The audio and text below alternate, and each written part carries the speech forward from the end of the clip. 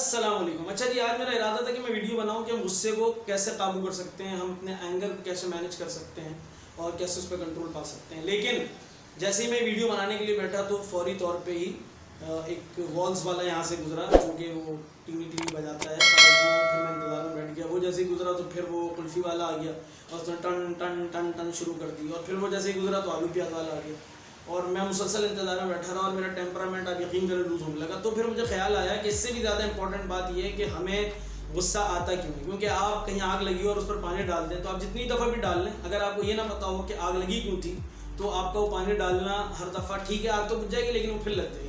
اس لیے آج ہم اس پر بات کریں گے غصہ آتا کیوں. میں جہاں تک سمجھ پایا ہوں غصہ آنے کی دو وجوہات.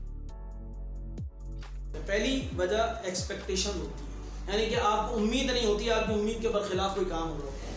آپ نے اکثر سنا ہوگا, یہ دیکھا بھی ہوگا کہ جن سے ہمیں زیادہ محبت ہوتی ہے ان پر زیادہ غصہ آتا ہے. کیوں؟ کیونکہ ہم ان سے ایکسپیکٹیشن زیادہ لگائے ہوتے ہیں, ہماری توقعات اور امیدیں ان سے زیادہ ہوتی ہیں. انگریزی کا ایک بڑا مشہور پروورب ہے, محاورہ کیا ہے کہ وہ کہتے ہیں کہ ایکسپیکٹیشن آلویز ہرٹ, امیدیں دکھ دیتی ہیں. آپ جب بھی لوگوں سے امیدیں لگاتے ہیں, توقعات باندھتے ہیں تو آپ کو تکلیف ہوتی ہے, پریشانی ہوتی ہے. تو پتہ چلا کہ لوگوں سے امیدیں لگانا یا کسی سے بھی کسی بھی قسم کی امید لگانا, جیسے مثال کے طور پہ ویڈیو بنانے بیٹھا ہوں اور میں ایکسپیکٹ کر رہا ہوں کہ نہیں ہوگا, بھائی ایک چلتی ہوئی گلی ہے, محلہ ہے, یہاں سے روز گزرتے ہیں, سینکڑوں لوگ گزریں گے, موٹر سائیکل والا بھی گزرے گا, سب گزریں گے, اور اگر میں اپنے آپ کو اس کے لیے پریپیئر نہیں کرتا تو مجھے بات بات پر غصہ آتا رہے گا. لیکن میں ذہنی طور پہ اپنے آپ کو تیار کر کے بیٹھا.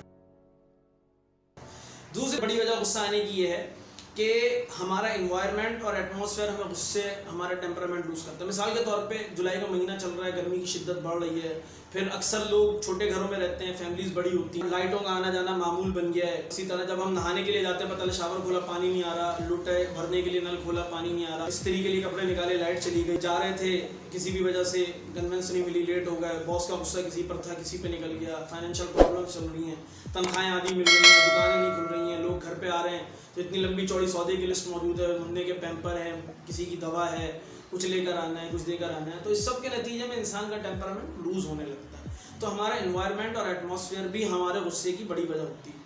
اچھا, یہاں پر یہ بات بھی سمجھ لیں کہ غصہ جو ہے نا وہ صبر اور برداشت کا انورسلی پروپورشنل ہے. یعنی کہ ہمارا جو اینگر ہے وہ ہمارے ٹالرنس اور پیشنس کا انورسلی پروپورشنل ہے. آپ کی برداشت اور صبر کا مادہ جتنا زیادہ ہوگا غصہ اتنا کم آئے گا, لیکن اگر صبر اور برداشت کم ہوگی تو غصہ اتنا زیادہ آئے گا. یہاں پر یہ بات بھی کوشچن اپنے آپ سے کریں, اگر آپ اپنی سائیکولوجیکل کیفیت اور مینٹل لیول معلوم کرنا چاہتے ہیں تو اپنے آپ سے سوال پوچھیں کہ آپ کہاں کھڑے ہیں. یعنی کہ غصے کی تین اقسام ہیں, تین ٹائپس ہیں. غصے کی پہلی قسم یہ ہوتی ہے کہ وہ جلدی آتا ہے اور دیر سے جاتا ہے, یہ غصے کی بدترین قسم ہے. غصے کی دوسری قسم یہ ہے کہ وہ دیر سے آتا ہے لیکن جاتا بھی دیر سے, یہ بھی کوئی مناسب قسم نہیں ہے. غصے کی تیسری قسم یہ ہے کہ وہ دیر سے آتا ہے اور فوری چلا جاتا ہے, جلدی چلا جاتا ہے, یہ غصے کی آئیڈیل قسم ہے. تو آپ اپنا جائزہ لیں کہ ہمیں غصہ بہت جلدی آتا ہے, بعد میں بعد آتا ہے, یا بڑے لمبے ٹائم کے بعد آتا ہے. غصہ اگر کوئی ہمیں غصے میں لانا چاہتا ہے, دلانا چاہتا ہے تو ہمیں بہت ٹائم لگتا ہے. یہ اس بات کا فیصلہ کرے گا کہ ہماری ذہنی کیفیت یا ہمارا مینٹل لیول یا ہماری نفسیاتی صحت کیسی ہے. اچھا, عام طور پہ میں نے لوگوں کو کہتے سنا ہے, وہ کہتے ہیں جی ہم سے غلط بات برداشت نہیں ہوتی. میں ان سے پوچھتا ہوں کہ جی اچھی میٹھی پیاری خوبصورت اچھی باتیں کیا برداشت کرنی پڑتی ہیں؟ وہ تو انسان سننا چاہتا ہے, اس کے کان ترستے ہیں کہ ایسے جملوں سے مل جائے. برداشت تو غلط بات ہی کی جاتی ہے, نامناسب انداز اور لہجے برداشت کیے جاتے ہیں. تو اس جملے کو بھی اپنی زندگی سے نکالیں کہ جی مجھ سے غلط بات برداشت نہیں ہوتی. غلط بات ہی کو برداشت کیا جاتا ہے, اسی کو برداشت کرنے کی عادت ڈالیں. سب سے اہم اور امپورٹنٹ بات جو میں آپ کو بتانا چاہوں گا وہ یہ کہ دیکھیں غصہ کوئی بری چیز نہیں ہوتی, اینگر کوئی بری چیز نہیں ہے. یعنی اگر کہیں پر طوفان آ گیا ہے یا سیلاب آ گیا ہے تو آپ پانی, دریا یا سمندر کو برا بھلا نہیں کہیں گے. آپ یہ نہیں کہیں گے دریا بہت بری چیز ہوتی ہے, پانی بہت خطرناک چیز ہے, یا سمندر تو بہت بری چیز ہے. نہیں, ایسا نہیں ہے. بلکہ ہوا کیا ہے, ہوا یہ ہے کہ وہ دریا یا سمندر جو ہے وہ صحیح طور پر ہم اس کو مینیج کر نہیں سکے ہیں, یا وہ مینیج نہیں ہو سکا, اس لیے وہ طوفان یا سیلاب کی شکل اختیار کر گئے. اگر ہم اس دریا کو یا اس سمندر کو یا اس پانی کو پراپرلی مینیج کر لیتے تو پھر یہ طوفان یا سیلاب ہمیں دیکھنے کو نہیں پڑتا. یہاں پہ مثال کے طور پہ آپ کو بتاؤں, 1920 کے بعد سے فرانس میں کبھی سیلاب نہیں آیا, کیونکہ انہوں نے جہاں جہاں سیلاب آتا تھا وہاں سے اپنے دریا کا پارٹ چوڑا کر دیا اور اپنے میکسیمم جو شپنگ تھی یعنی کہ ٹرانسپورٹیشن تھی سامان لانے لے جانے کا, اس کو دریا کے تھرو کر دیا اور وہاں پہ بڑی خوبصورت سائٹس بنا دی. تو 1920 کے بعد سے فرانس میں سیلاب ہی نہیں آیا. لیکن ہم وہ قوم ہے جو 6 مہینے سیلاب سے مرتے ہیں اور 6 مہینے قحط سے پڑتے ہیں. تو اس کا مطلب یہ نہیں ہے کہ پانی کوئی خراب چیز ہے, بلکہ ہمیں اس کو مینیج کرنا نہیں آیا. ٹھیک اسی طرح غصہ ایک ایموشن ہے, جس طرح خوشی, غم, خوف اور امید ایموشنز ہیں.